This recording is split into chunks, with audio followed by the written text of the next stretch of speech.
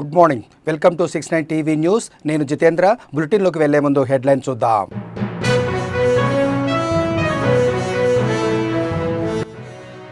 ఆడబిడ్డల సింధూరాన్ని తుడిచేస్తే ఉగ్రవాదులను అంతమొందిస్తాం. భారత సైన్యాన్ని చూసినప్పుడు జీవితం ధన్యమవుతుందన్న ప్రధాని మోదీ.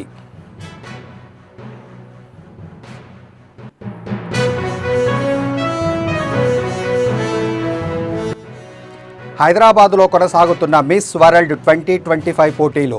తెలంగాణ పర్యాటక ప్రదేశాలు సందర్శిస్తున్న ప్రపంచ సుందరీమణులు.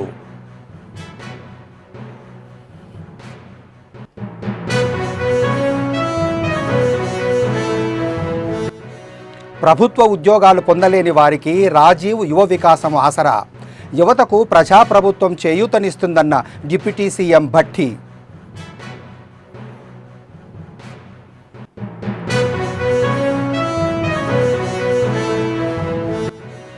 తెలంగాణలో అధికార కాంగ్రెస్ పార్టీ రైతులను అరిగోస పెడుతోంది. సీఎం రేవంత్ రెడ్డికి అందాల పోటీలపై అంత ఆసక్తి ఎందుకన్న హరీష్ రావు.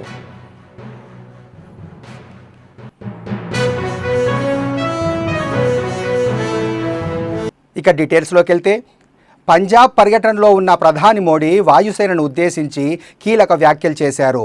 మీరంతా చరిత్ర సృష్టించారు, పాక్కు ఇండియన్ ఎయిర్ ఫోర్స్ సత్తా చూపించారు. వీరులను చూసినప్పుడు జీవితం ధన్యమవుతుంది. ఇప్పుడు నాకు కూడా మిమ్మల్ని చూస్తుంటే చాలా గర్వంగా ఉంది. అణ్వాయుధాలను చూపి పాక్ బ్యాక్మేజ్ చేయాలనుకుంది. ఏమాత్రం బెదరకుండా అణుబాంబు హెచ్చరికలను భారత్ చిత్తు చేసిందన్నారు. భారత్ మాతాకు జై అనే నినాదంతో శత్రువులకు నిద్ర లేకుండా చేసింది భారత వాయుసేన. భారత వాయుసేన ప్రతిభను చూసి ప్రపంచం ఆశ్చర్యపోయింది. భవిష్యత్ కాలానికి మీరు ప్రేరణగా నిలుస్తారు. భారత ఆర్మీ, నేవీ, ఎయిర్ ఫోర్స్ సిబ్బందికి నా సెల్యూట్. ప్రతి భారతీయుడు మీ వెంట ఉన్నారు. ప్రతి ఒక్కరి ప్రార్థనలు మీ వెంట ఉన్నాయి. ప్రతి కుటుంబము మీకు రుణపడి ఉంటుంది. ఆపరేషన్ సింధూర్ సాధారణమైన సైనిక విన్యాసం కాదు. ఇది భారతదేశ నీతి నియమము నిర్ణయానికి నిదర్శనమని ప్రధాని మోడీ పేర్కొన్నారు. మన దేశ ఆడబిడ్డల సింధూరాన్ని తుడిచేస్తే ఉగ్రవాదుల ఇళ్లలోకి దూరి మరీ చంపేస్తామని మరోసారి హెచ్చరించారు. కాగా మంగళవారం పంజాబ్లోని అదంపూర్ ప్రధాని మోదీ సందర్శించారు. ఈ సందర్భంగా సైనికులతో కాసేపు ముచ్చటించారు. యుద్ధంలో వీరోచిత పోరాటం చేశారని సెల్యూట్ చేశారు. ఆర్మీ సరిహద్దుల్లో, గగనతలంలో, వాయుసేన, సముద్రంలో నేవీ సిబ్బంది సాహసం అందరినీ గర్వపడేలా చేసిందని కొనియాడారు.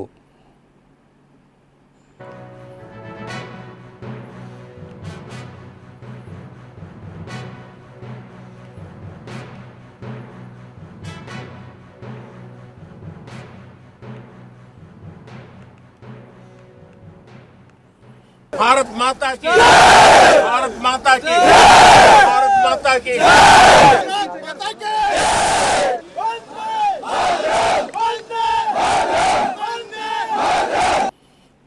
इसलिए जब हमारी बहनों, बेटियों का सिंदूर छीना गया तो हमने आतंकियों के फन को उनके घर में घुस के कुचल दिया। भारत माता की जय, भारत माता की जय, भारत माता की. హైదరాబాద్లో నిర్వహిస్తున్న ప్రపంచ సుందరి 2025 పోటీలో పాల్గొంటున్న ప్రపంచ దేశాల భామలు బుద్ధ పూర్ణిమను పురస్కరించుకొని నల్గొండ జిల్లా నాగార్జున సాగర్లోని బుద్ధవనం ప్రాజెక్టును సందర్శించారు. 110కి పైగా దేశాల సుందరీమణులు పాల్గొంటున్న ఈ పోటీలు శనివారం ప్రారంభమైన తర్వాత ఏర్పాటు చేసిన మొదటి పర్యటన ఇది. తెలంగాణ సంస్కృతి, సాంప్రదాయాలు, చారిత్రక సంపదను ప్రపంచానికి పరిచయం చేసేందుకు ఏర్పాటు చేసిన ఈ కార్యక్రమంలో ఆసియా, ఓషియానా దేశాలకు 22 మంది భామలు పాల్గొన్నారు. తెలంగాణ పర్యాటక శాఖ, నల్గొండ జిల్లా యంత్రాంగం జానపద, గిరిజన నృత్య కళాకారులతో వారికి సాదరంగా స్వాగతం పలికింది.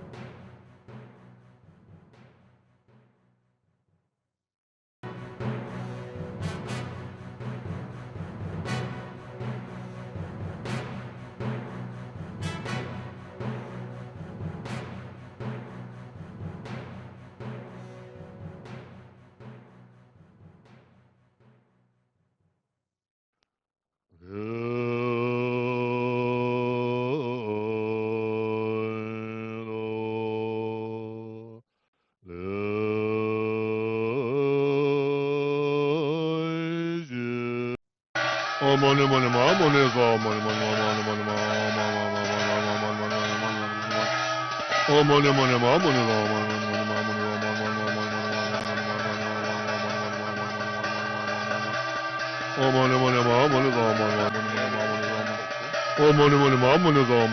boy.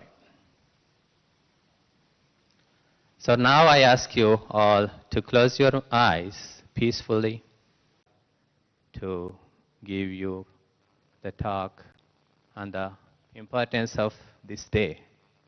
This day, Buddha was born on this full moon day. Many things happened in Buddha's life, only on full moon days. This day, Buddha was born. Buddha became enlightened at the age of 29. Please face the cameras. You are beautiful in the land of Buddha, and Buddha is blessing you all. You are with the monks. Monks blessed you.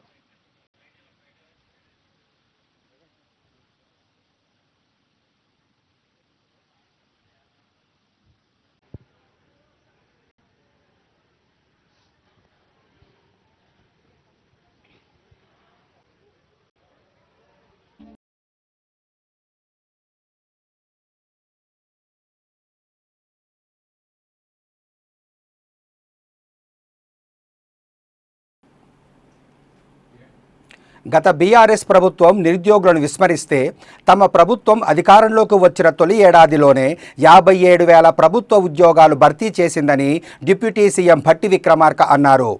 పీజీలు చేసిన యువత ఉద్యోగాలు లేక గ్రామాల్లో కూలి పనులకు వెళ్తే ఇది కాదు కదా మనం కోరుకున్న తెలంగాణ అని వారికి ఉద్యోగ అవకాశాలు కల్పిస్తున్నామన్నారు. ప్రభుత్వ ఉద్యోగాలు పొందలేని వారు వారి కాళ్ల మీద వారు నిలబడేలా రాజీవ్ యువ వికాసం పేరుతో 9,000 కోట్లు ఖర్చు చేయబోతున్నామన్నారు. దరఖాస్తు చేసుకున్న వారికి జూన్ 2వ తేదీన శాంక్షన్ లెటర్స్ ఇస్తామన్నారు. ఇవాళ ఇల్లందు నియోజకవర్గంలో పలు అభివృద్ధి కార్యక్రమాలు ప్రారంభించిన ఆయన ఈ సందర్భంగా ఏర్పాటు చేసిన సభలో ప్రసంగించారు. గత ప్రభుత్వం పేద ప్రజలను గాలికి వదిలేస్తే మా ప్రభుత్వం వారి కోసం అనేక పథకాలు తీసుకువస్తుందన్నారు. రాష్ట్ర ప్రజల సంక్షేమము వారి అవసరాలు తీర్చడం కోసమే ప్రభుత్వం బడ్జెట్ను ఖర్చు చేస్తుందన్నారు. దుర్గా ప్రసాద్ గారికి, పిఎస్సి చైర్మన్ ప్రతినిధులకి, జిల్లా అధికారుల అందరికీ, సోదర సోదరిమణులందరికీ, పార్టీ వివిధ రాజకీయ పార్టీల నాయకులు అందరికీ, ఇది ఇల్లందు నియోజకవర్గం అయినప్పటికీ ఈ నియోజకవర్గానికి పనికొచ్చేటువంటి ఈ లక్ష్మీ నరసింహాపురం బయ్యారం ఈ 33/11 kV సబ్ స్టేషన్ సంబంధించి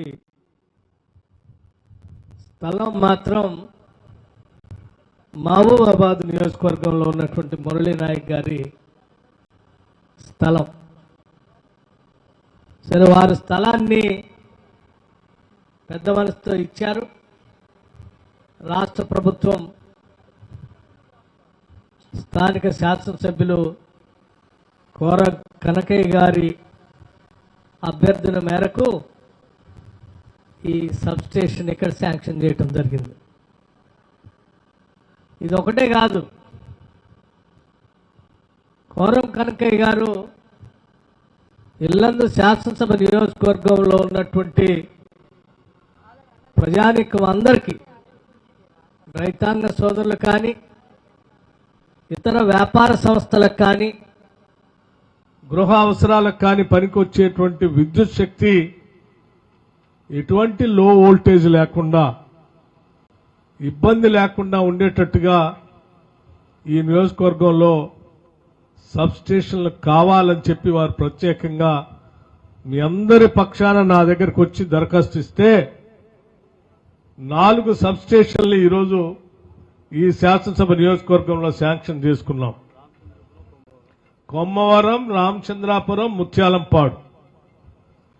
ఇది చాలదన్నట్టు ఆయన ఇంకో పెద్ద కోరిక కోరాడు.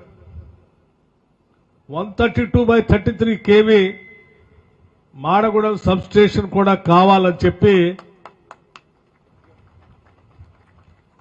అడిగితే నేను వారికి చెప్పాను.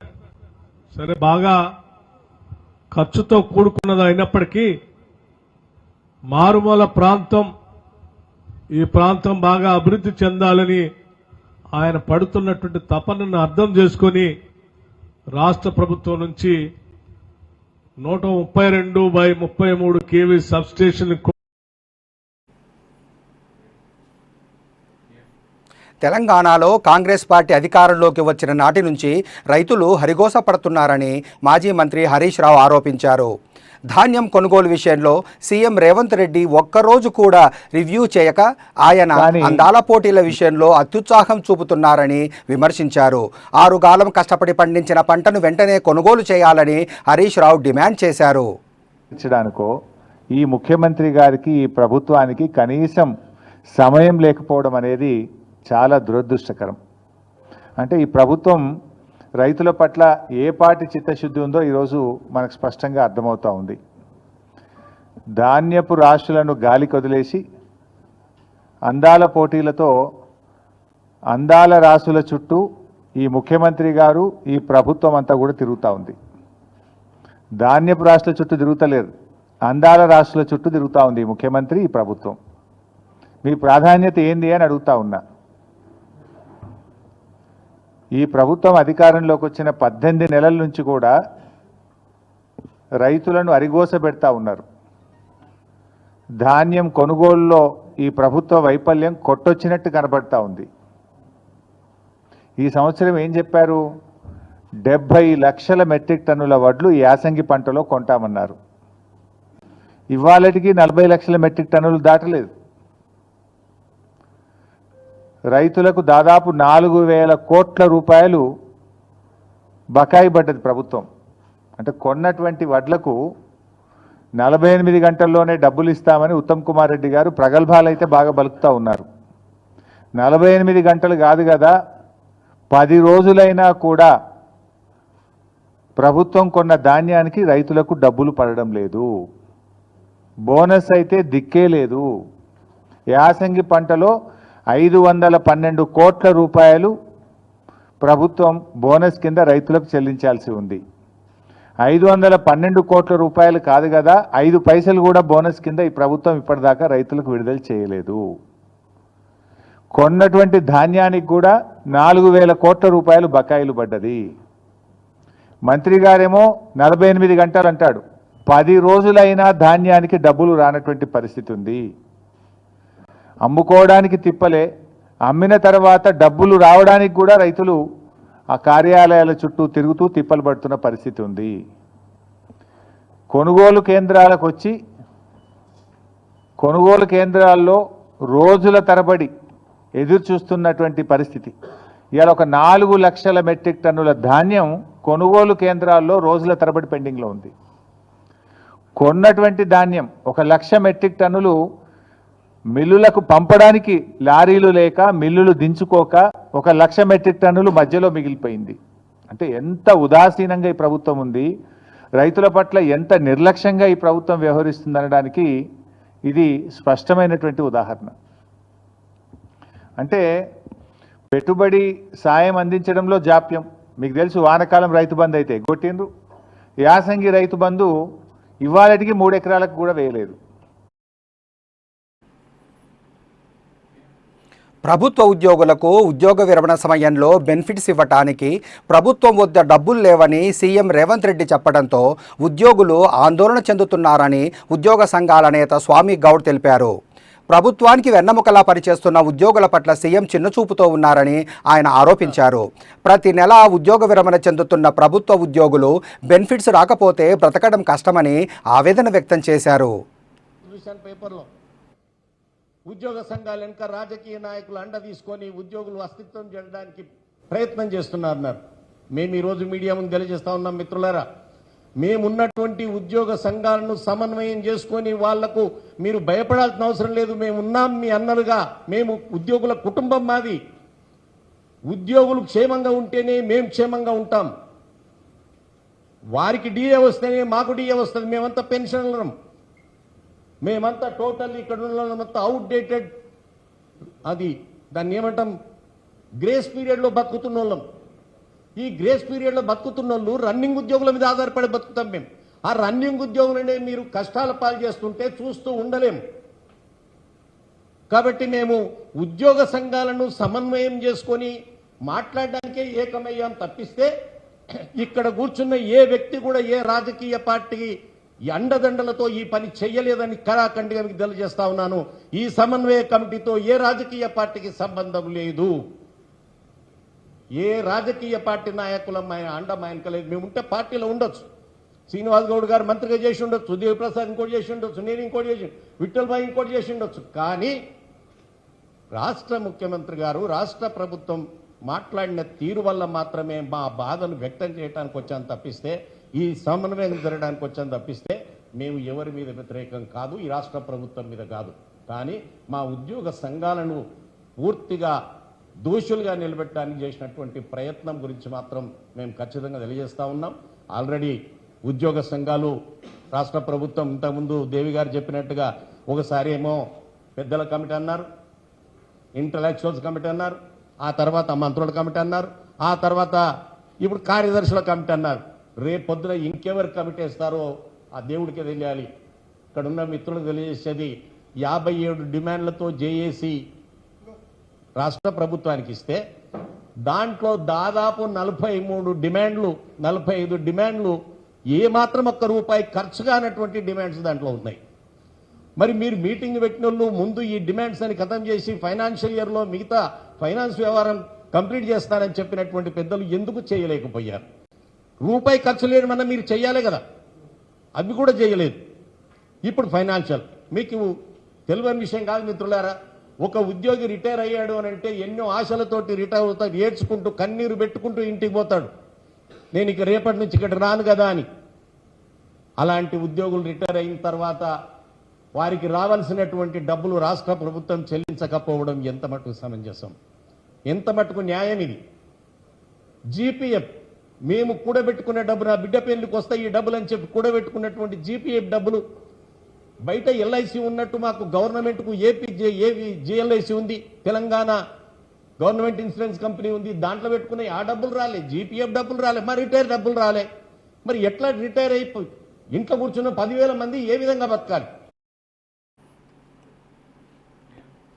పహల్గాం ఉగ్రదాడి ఆపరేషన్ సింధూర్ తర్వాత ఎంఐఎం అధినేత అసదుద్దీన్ ఓవైసీ దాయాది పాకిస్తాన్పై విరుచుకపడుతున్న విషయం తెలిసిందే. తాజాగా పాక్కు ఆయన మరోసారి చురకలంటించారు. ప్రధాని షెహబాజ్ షరీఫ్, సైనిక చీఫ్ మునీర్లను ఉద్దేశించి ఎక్స్ వేదికగా ఓవైసీ చేసిన పోస్టు ఇప్పుడు సోషల్ మీడియాలో వైరల్ అవుతోంది. చైనా నుంచి అద్దెకు తెచ్చుకున్న విమానాన్ని పాకిస్తాన్ ప్రధానమంత్రి షరీఫ్, ఆర్మీ చీఫ్ మునీర్ తమ రహీం యార్ ఖాన్ వాయుస్థావరంలో ల్యాండ్ చేయగలరా అని ప్రశ్నించారు. ఎందుకంటే ఆ ఎయిర్ బేస్ ఇటీవల భారత్ చేసిన దాడుల్లో తీవ్రంగా ధ్వంసమయ్యింది. ఈ నేపథ్యంలోనే పాక్ను ఎద్దేవా చేస్తూ ఆయన ఈ ట్వీట్ చేశారు. దీనిపై ఎక్స్ యూజర్లు తమదైన శైలిలో స్పందిస్తున్నారు.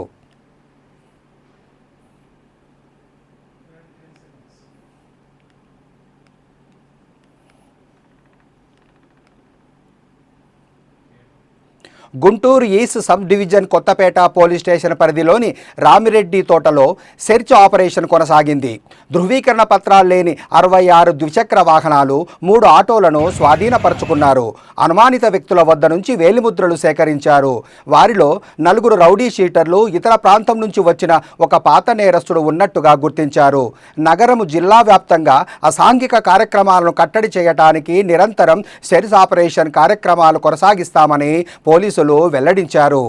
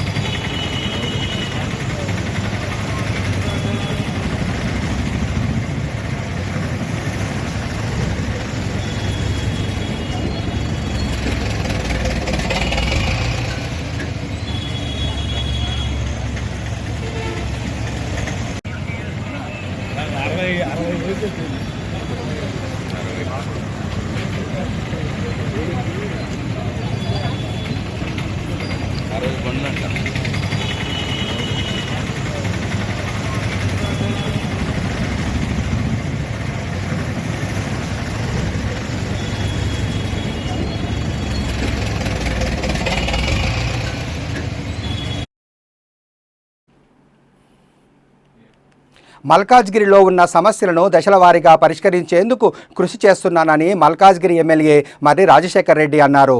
మంగళవారం మల్కాజ్గిరి నియోజకవర్గంలోని నేరెడ్మెట్, మౌలాలి, గౌతమ్ నగర్లోని పలు ప్రాంతాల్లో పర్యటించారు. ఈ సందర్భంగా గౌతమ్ నగర్ డివిజన్ కార్పొరేటర్ సునీత రాము యాదవ్ మున్సిపల్ అధికారులతో కలిసి పర్యటించారు. ఈ సందర్భంగా ఎమ్మెల్యే మాట్లాడుతూ డివిజన్లోని చిన్మయ మార్గులో కొద్దిపాటి వర్షానికి నీరు ఇళ్లలోకి వచ్చి డ్రైనేజ్ సమస్య తలెత్తుతుందని, వీటిని పరిష్కరించేందుకు కృషి చేస్తానని ఆయన అన్నారు. ఈ కార్యక్రమంలో బీఆర్ఎస్ నాయకులు, కార్యకర్తలు, కాలనీ ప్రజలు పెద్ద ఎత్తున పాల్గొన్నారు.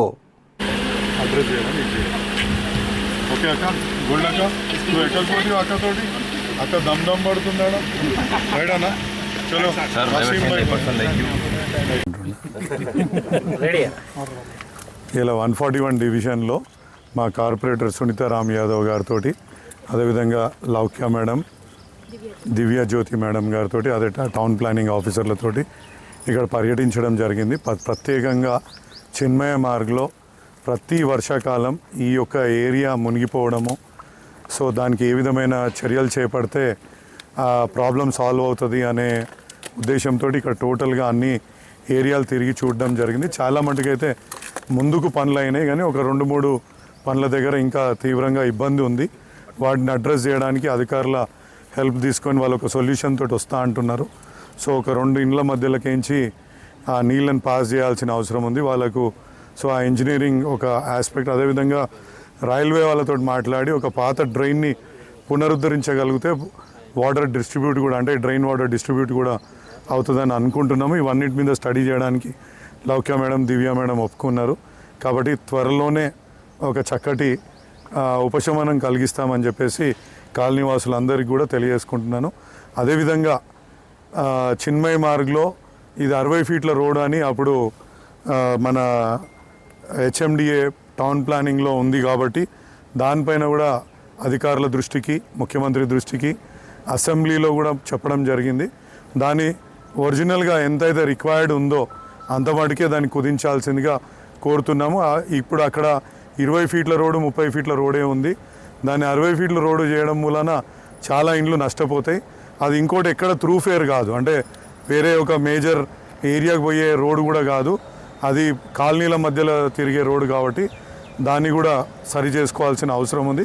తప్పకుండా దాన్ని కూడా చేస్తామని ఈ సందర్భంగా తెలియజేసుకున్నాం. ఈరోజు 141 డివిజన్ గౌతమ్ నగర్లో మన చిన్మయ్ మార్గ్లో వర్షం పడినప్పుడు చాలా ప్రాబ్లం ఫేస్ చేయడం అవుతుంది. ఇళ్ళల్లోకి నీళ్లు పోవడము చాలా ప్రాబ్లం ఫేస్ చేస్తున్నారు. దానివల్ల ఈరోజు దానికోసం సొల్యూషన్ కోసం అని చెప్పేసి మన డిఈ గారితో, అదేవిధంగా ఈఈ దివ్యజ్యోతి గారితో కూడా, అలాగే మన ఎమ్మెల్యే మర్రి రాజశేఖర్ రెడ్డి అన్న గారు కూడా విచ్చేసి దానికోసం మార్గాన్ని కనుక్కోవడం కోసం పర్యటించడం జరిగింది. అదేవిధంగా కాలనీ వాసులందరితో కూడా పర్యటించి దానికి సొల్యూషన్ ఏంది అనేది తెలుసుకోవడానికి ఈరోజు ఈ సందర్భంగా అనుకోని రీతిలో ఎదురయ్యే ఆపదల పట్ల, విపత్కర పరిస్థితుల పట్ల అప్రమత్తంగా ఉండాలని, ఎలాంటి క్లిష్టమైన సమస్యలనైనా ధీటుగా ఎదుర్కొందామని ఎన్డీఆర్ఎఫ్, ఎస్డీఆర్ఎఫ్ రక్షక దళాలు పౌరుల్లో ధైర్యం నింపాయి. ఉగ్రదాడులు జరిగితే ఎలా స్పందించాలో తెలుపుతూ అవగాహన కల్పించాయి. తక్షణ సాయం ఎలా పొందాలి, ఆపద నుంచి ఎలా గట్టెక్కాలి అనే అంశాలపై నమూనా ప్రదర్శనలు చేసి అవగాహన కల్పించాయి. జిల్లా యంత్రాంగము ఆధ్వర్యంలో విశాఖ పెదజాలరిపేట టిడ్కో గృహ సముదాయం వద్ద నిర్వహించిన మాక్ డ్రిల్ ఆశాంతం ఆసక్తికరంగా సాగింది. అక్కడి పౌరుల్లో చైతన్యం నింపింది. కేంద్ర రాష్ట్ర ప్రభుత్వ మార్గదర్శకాలను అనుగుణంగా జిల్లాలోని వివిధ విభాగాల అధికారులు ఉగ్రదాడులపై అప్రమత్తం చేస్తూ ప్రత్యేకంగా మాక్ డ్రిల్స్ నిర్వహించారు.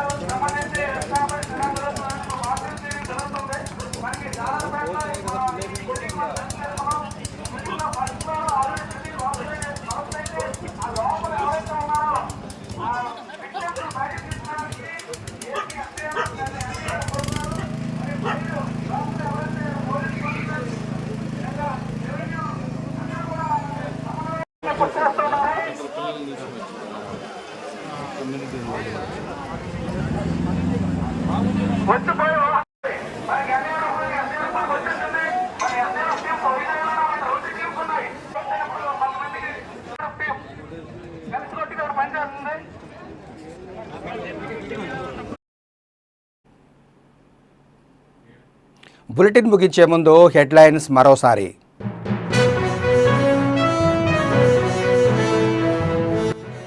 ఆడబిడ్డల సింధూరాన్ని తుడిచేస్తే ఉగ్రవాదులను అంతమొందిస్తాం. భారత సైన్యాన్ని చూసినప్పుడు జీవితం ధన్యమవుతుందన్న ప్రధాని మోదీ.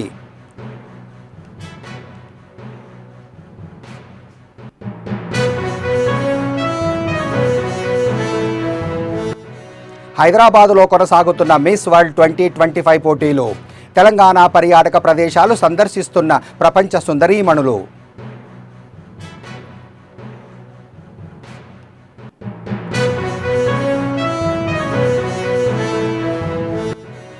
ప్రభుత్వ ఉద్యోగాలు పొందలేని వారికి రాజీవ్ యువ వికాసం ఆసరా. యువతకు ప్రజాప్రభుత్వం చేయూతనిస్తుందన్న డిప్యూటీ సీఎం భట్టి.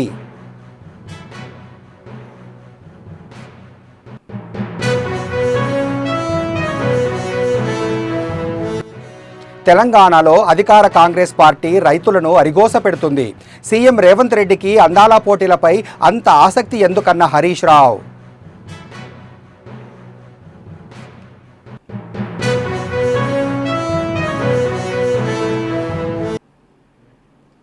ఇవి బులెటిన్ విశేషాలు. మరిన్ని అప్డేట్స్ కోసం చూస్తూనే ఉండండి 69 టీవీ న్యూస్.